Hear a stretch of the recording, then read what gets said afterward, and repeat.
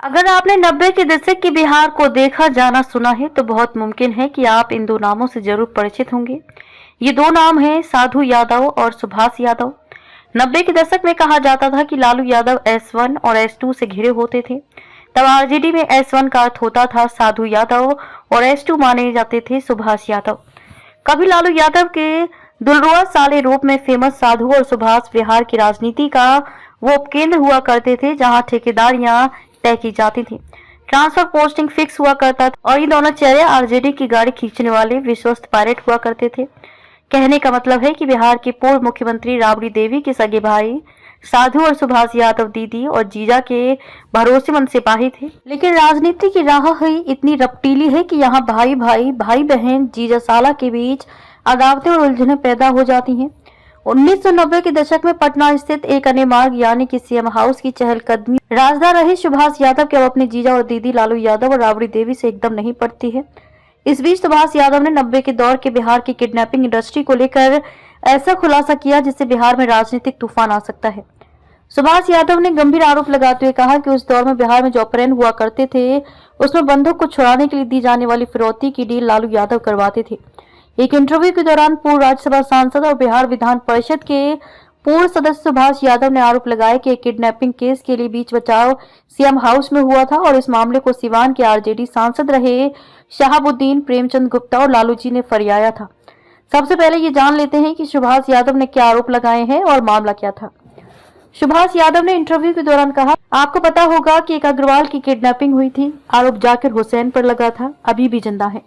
जाकिर के पास शहाबुद्दीन, प्रेमचंद गुप्ता, लालू यादव का फोन जाता था। हर कोई कहता था कि छोड़ दो। हालांकि जाकिर ने उसका अपहरण नहीं किया था। सुभाष यादव से पूछा गया कि क्या इस केस का बीच बचाव सीएम हाउस में हुआ था तो उन्होंने कहा, हाँ एकदम हुआ था। प्रेमचंद गुप्ता, लालू जी ने फरियाया था। जो आदमी किया वो मर गया, ये लोग खुद फरियाता था। शहाबुद्दीन, लालू यादव, प्रेमचंद गुप्ता तीनों मामले में फरिया रहे थे। सुभाष यादव कहते हैं कि जाकिर को ये लोग बार बार टॉर्चर करते थे। जाकिर मेरे पास रहता था, मेरे साथ था, मेरे कहने पर पार्टी में आया था, वो सारी चीज मुझे बताता था। दरअसल जनवरी 2002 में नेपाल के प्रसिद्ध उद्योगपति तुलसीराम अग्रवाल का अपहरण उस समय हुआ था जब वे अपने नियमानुसार अहले सुबह मॉर्निंग वॉक के लिए निकले थे। बड़ी रकम अदा कर 41 दिनों के बाद अग्रवाल की रिहाई हुई थी। इस अपहरण कांड के मुख्य अभियुक्त कुख्यात पप्पू देव था।